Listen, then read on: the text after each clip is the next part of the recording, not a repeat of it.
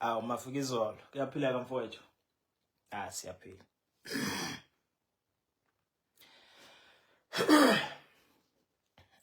Bafowethu, ngifuna nje ukwenza live omfishane maybe wa 5 minutes noma 3 minutes.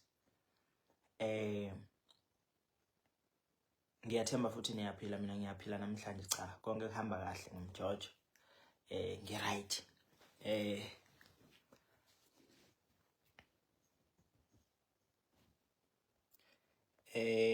Namhlanje ngizolokuzana la, ngizo highlight into encane.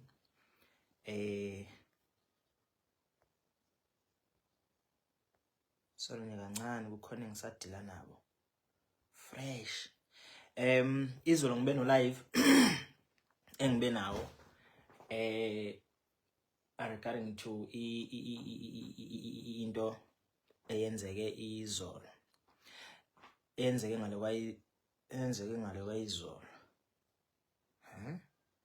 Yenzeke ngale kwayizolo.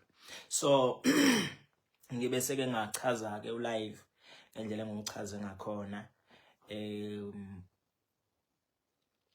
Ukuthi ke into yami ebekade ngikhuluma ngayo igcine ihamba iyofinyelela kuyena uNcushela. Ukwazileke nokuthi angishayele kwakuthi ungishayela ngesikhathi bengisabhizi bengisasemgwaqeni. Waphinde futhi washayela kobhuti abadala kwaSexoxa ke. La ngifisa ukuthi ngiyilungise khona ukuyilungisa kwami ke not ukuthi ngizoyikhuza noma ngizoyithini. Kunabantu lapha asebekhona la ku Facebook, especially laba aba run ama pages la amakhulu. Nama page la abasafisa ukuthi awakhule. Kunendawo la bekade ngikhuluma khona ngephathi kaKhuzani. I think abantu engikhulume ngabizolo uNcushela, uKhuzani, ubaba uNqoboka, bese kwaba namagama engwacreateile ekusigidigidi noBoshobosho. So kwase ukuthi ke bathatha kakhulu iphathi lebekade ngikhuluma khona ngoKhuzani ngokwendlela yabo. So ngiyathola ukuthi isihambe kakhulu lento ngoba ngiyawathola futhi amanye ama message kwabanye abantu abaku TikTok, because uTikTok wami usahackiwe kwamanje. So bayangichazela ukuthi ayi kukhona isiphithiphithi ngathi sikhona regarding to ulive wami wayizolo. So ngifisa nje ukusho ukuthi bafowethu ningadidiseki. Whatever abakushoyo, lokho abakuthathayo abakukotayo okuncane okungaka, kufanele ukuthi uvakashele ulive wami ngizosusa. Ngiyakunderstand ukuthi njengoba besemcimbini omkhulu ziningi izinto kufanele ngabe kuthiwa kukhulunywa ngazo ezitrendayo. Ezinye kufanele ukuthi azikhulunywe zibe zinhle, ezinye kufanele ukuthi aziphazamise izinto ezinhle ezenzekile emcimbini. So ngakho ke nikhululeke bafowethu. Othi yena uSikweletu befuna ukudlala ngegolden hour, nimnikeze leyo nhlonipho ukuthi akachaze lokho ayofika la athanda khona, as long as happy ngeopinion yakhe, because it's not a fact. Effect iku live wami nakimi.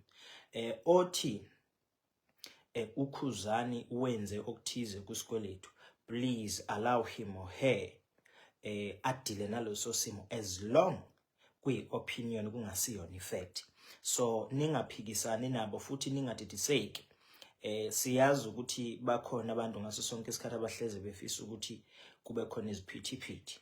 Ngakho ke akho tension ekhona kuKhuzani noSikweletu futhi soze ibe khona. Ulive fanele ukuthi ulalelisise kahle ukuthi ubukade uthini. Bayiyekile ke ingqikithi ebeyidala ukuthi kube khona ulive. Base bethatha ke bahambe bawukhuluma ngendlela abakhuluma ngayo bafisa ukukhuluma ngayo. Asikuqabuki ukukhuluma, but then njengoba ngi-live I'm giving them noma ngibanikeza ipermit yokuthi abenze siboniso ma visit shoot and tonton papa ekehle.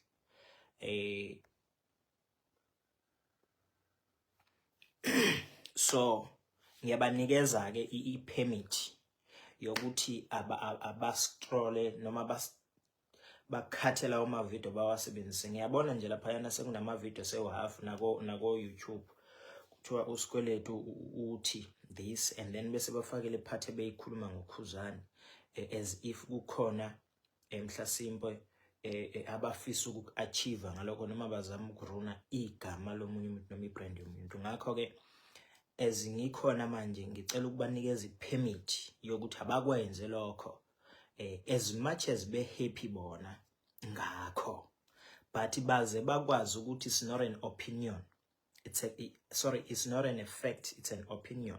Effect is a page ngoba awukwazi ukuza nento eseyishuphiwe seyingaka ungalithathanga lonke udaba. Kodwa ke ngithi nje ngiyabanikeza igunya abaqhubeke nje kanjalo bafowethu, akunankinga into esijwayele lezo. Lokhu mhlasimpe enhlose noma enifisa ukuthi kwenzeke mhlasimpe niyitshena ukuthi kungakhona i-tension, cha abafana bakithi cha si-happy si-happy. So udaba lwayizolo ligcine lilungisekile, noma ke thina singakakhulumi noNcushela. Inamba yakhe ngiyithathile manje kumphathi, ngizomfonela futhi sikhulume ngoba ugcine ekwazi ukuthi akhulume nomphathi, babonisana kwasibeka futhi isizathu esenza ukuthi kwenza okwenzekile. Namanje futhi nami ngizokhuluma naye. Kodwa nje lokho kunye kokuthatha ama-video niwathi niwakhathe uma nicamanga noma becabanga ukuthi lokho kuyasilimaza. No, we are happy about it because siyazi vele ukuthi khona abantu abahlalele ukwenza lokho. So ngiyabanika i-permit abakuthathe bakwenze uma bethanda, futhi makuwukuthi kulamagama engiwashilo bhosho nosigidigidi bezwa ngathi amagama abantu, because those words amagama ebekade ngiwasho ngenxa yokuthi ngingafuni ukusebenzisa igama lomuntu. So mabekuzwa kufanele ukuthi akube igama lomuntu, abawathathe babanike, kusho ukuthi mahle ngalondlela.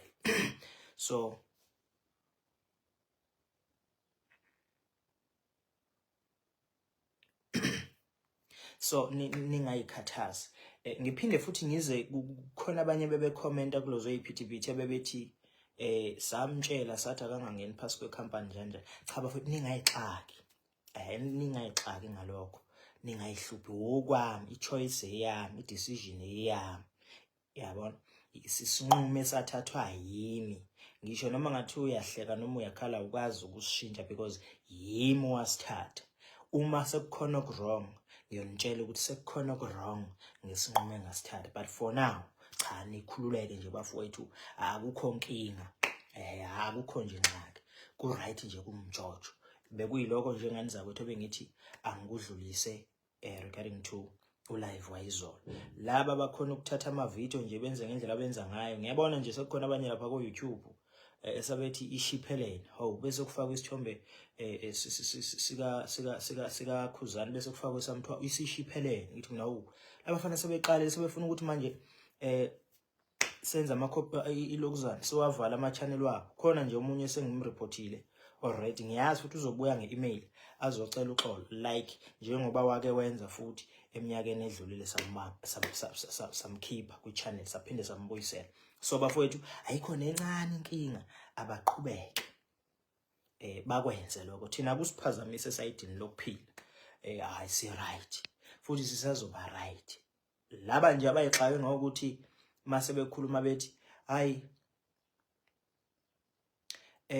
naku manjena usakukhuza sathi musungena ecompanyini kanjani usuphuphile noma usunjana, okwami, choice yami, decision yami, mina wathatha leso sinqumo. If you feel like ngiphuphile, it's fine, akunankinga nakancane lokho, akungakukhathazi. Akufanele ukuthi uyikhathaze ngeinqumo zomunye umuntu. Uma ngiphuza utshwala noma ngibhema noma ngingalala ekhaya noma ngihlala entabeni noma ngiyasonta noma ngisondi, isinqumo sami leso, yabo. So qhubekani-ke niwenza ama-video la wenu nithi kwaze kwenzeka ukuthi usikweletu utheke uKhuzani njani, asinankinga nako. Effect iku-life, lokho kuyi-opinion futhi engeke ize i-distracte lutho entweni esinayo thina noKhuzani.